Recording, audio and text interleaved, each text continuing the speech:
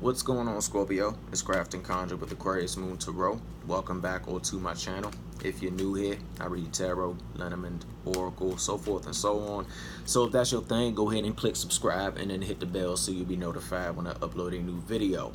Now, before we jump into all this, everybody's been wondering if I got a head or something off, like I'm missing a head, like I'm the headless tarot reader. So now you see me? Now you don't.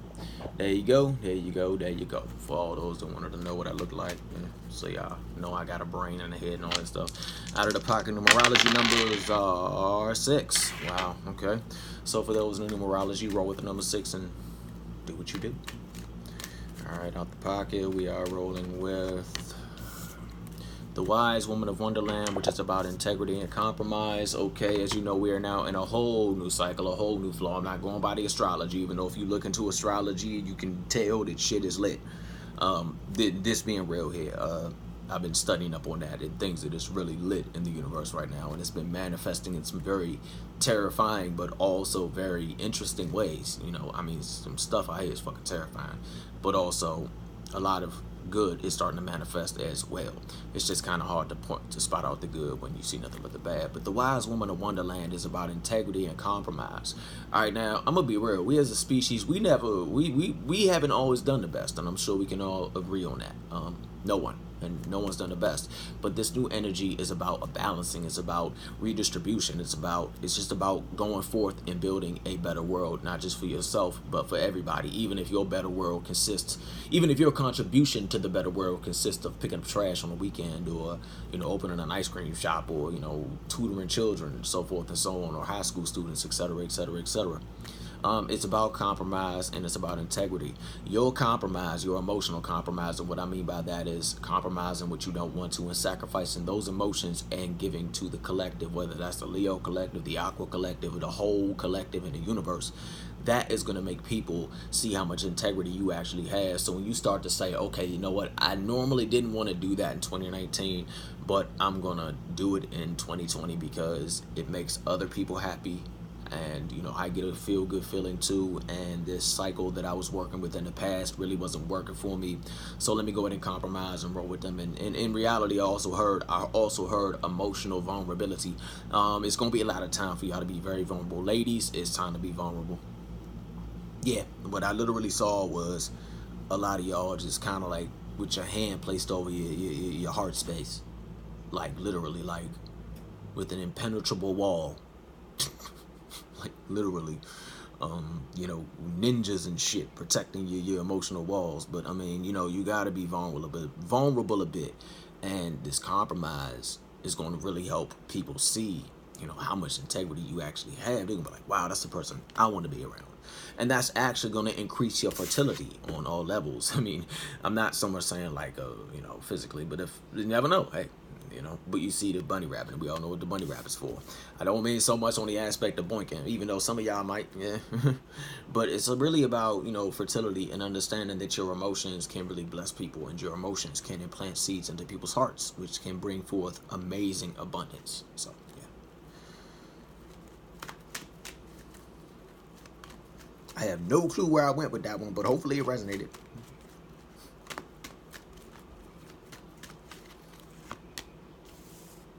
Yeah, it makes sense. The Well Watcher. A lot of people been getting this card, and the Well Watcher was about wisdom and power of the divine. 7. I'm picking up that some of y'all do need to take a little bit of time to rest. Whenever I see 7, I see rest. I know 7 means so much more, but when I get it, I'm like, rest. Okay. This wisdom on how to be more emotionally vulnerable is actually gonna come from a piece of you that you kind of put in the back of your mind, the piece of you that would openly pull your heart out, even if it got shattered and broken. That piece of you is going to teach you how to be emotionally vulnerable again. Okay, wow. Yeah, some of y'all been stabbed up big time. Yeah, some of y'all been body slammed by somebody. But it's time to be emotionally vulnerable. It's time to be emotionally vulnerable again. Y'all go hand me up in y'all feeling. I'm a Scorpio rising, so I feel y'all for real. It's time to be emotionally vulnerable again. It's also time to reconnect to the power of the divine. I'm not so much picking up on the ancestors or yourself, or I mean the power of the divine. What I mean on a big cosmic level, like Earth or the universe or something like that. I sense for a few of you it's gonna be big bodies of water. I'm sensing that a few of you really like to go out to the water and pray and just be there. And a lot of you might be waiting for it to become springtime again. Hopefully it wasn't too cold where you were yesterday. It was beautiful here. But if you have a chance to get to the water, yeah. And get back into, whoever this resonates with, get back into sowing your seeds at the water. And I saw bay leaves. I saw that maybe a few of you have or thought about putting your intentions on bay leaves and then putting them in the creek or lake or water and then letting them travel ahead. And as the bay leaf gets pulled under and you see the writing fade off, you know that your intention is set to the universe. But also you understand that the importance of water, how water is a lubricant.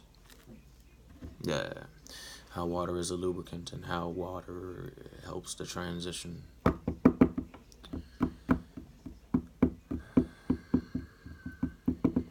Yeah, water helps the transition. So get back into that. Start meditating more. And for those that are into this, meditate in the water. Could be a bath, could be anything. Water is very powerful for you at this time. Wherever that came from. By compromising and becoming emotionally vulnerable, you're going to get compensated for it. The Rainbow Prince people are going to come into your life and just love on you. Not in that way, but if that's your thing, go for it.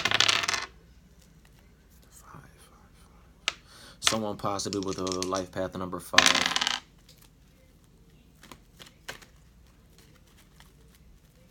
Or 7. Yeah, 7. Also going back to the 7, rest, meditate, introspect. I'm picking up that a few of you are all about to be put to work on yourself. It's time to really take your emotional vulnerability and really apply to helping people in the world. Doesn't have to be huge things, but those around you. Oh, Lord. No.